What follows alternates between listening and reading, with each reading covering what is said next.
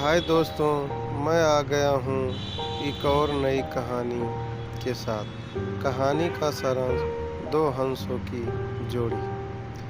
बहुत पुरानी बात है, हिमालय में प्रसिद्ध मानस नाम की झील थी। वहाँ पर कई पशु पक्षियों के साथ हंसों का एक झुंड भी रहता था और उनमें से दो हंस बहुत आकर्षक थे और दोनों ही देखने में एक जैसे थे। लेकिन उनमें एक राजा था और दूसरा सेनापति था। राजा का नाम था धृतराष्ट्र और सेनापति का नाम सुखमा था।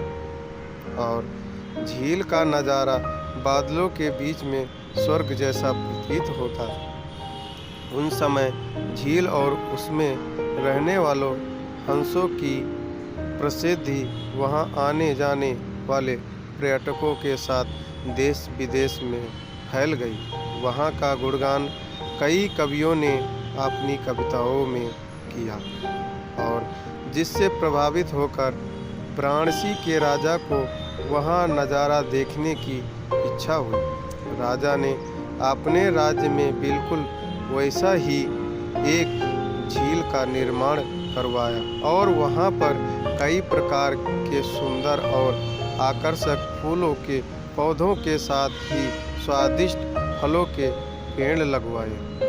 साथ ही साथ विभिन्न प्रजाति के पशु पक्षियों की देखभाल और उनकी सुरक्षा की व्यवस्था का आदेश भी दिया। और राजा वाराणसी का यह सरोवर भी स्वर्ग जैसा सुंदर था।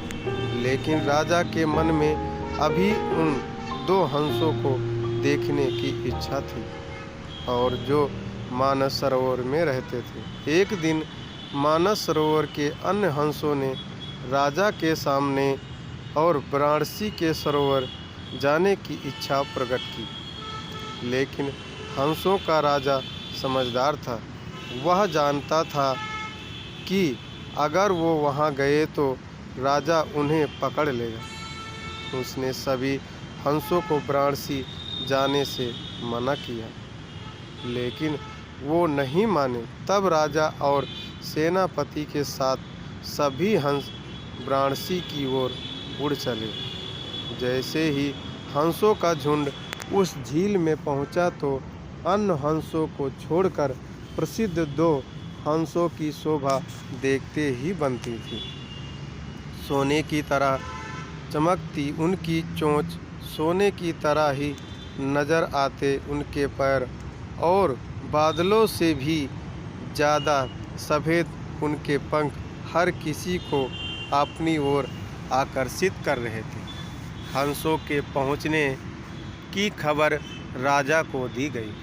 उसने हंसों को पकड़ने की युक्त सोची और रात जब सब सो गए तो उन हंसों को पकड़ने के लिए राजा ने जाल बिछाया गया। अगले दिन जब हंसों का राजा जागा और भ्रमण पर निकला तो वह जंगल में फंस गया।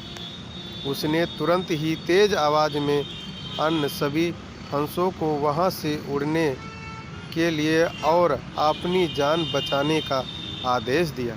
अन्य सभी हंस उड़ गए, लेकिन उनका सेनापति सुखमा अपने स्वामी को फंसा देखकर उसे बचाने के लिए वहीं रुक गया। इसी बीच हंस को पकड़ने के लिए सैनिक वहां आ गया और उसने देखा कि हंसों का राजा जाल में फंसा हुआ है और दूसरा राजा को बचाने के लिए वहां खड़ा है।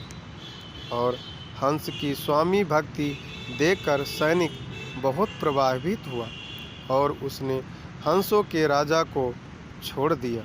और हंसों का राजा समझदार होने के साथ साथ दूरदर्शी भी था। उसने सोचा कि अगर राजा को पता चलेगा कि सैनिक ने उसे छोड़ दिया है तो राजा उसे ज़रूर प्राणदंड देगा। तब उसने सैनिक से कहा, आप हमें अपने राजा के पास ले चलें। और यह सुनकर सैनिक उन्हें अपने साथ राज दरबार में भी ले गया। दोनों हंस सैनिक के कंधे पर बैठे थे। हंसों को सैनिक के कंधों पर बैठा देखकर हर कोई सोच में पड़ गया। तब राजा ने इस बात का रहस्य पूछा तो सैनिक ने सारी बात सच सच बता दी। सैनिक की बात सुनकर राजा के साथ ही सारा दरबार उनके साहस और सेनापति की स्वामी भक्ति पर हैरान रह गया और सभी के मन में उनके लिए प्रेम जाग उठा। राजा ने सैनिक को माफ़ कर दिया और दोनों हंसों को आदर के साथ कुछ और दिन ठहरने का निवेदन किया। हंस ने राजा का निवेदन स्वीकार किया और कुछ दिन वहाँ रुककर वापस मानस झील चले गए। किसी भी परिस्थिति में अपनों का साथ नहीं छोड़ना चाहिए।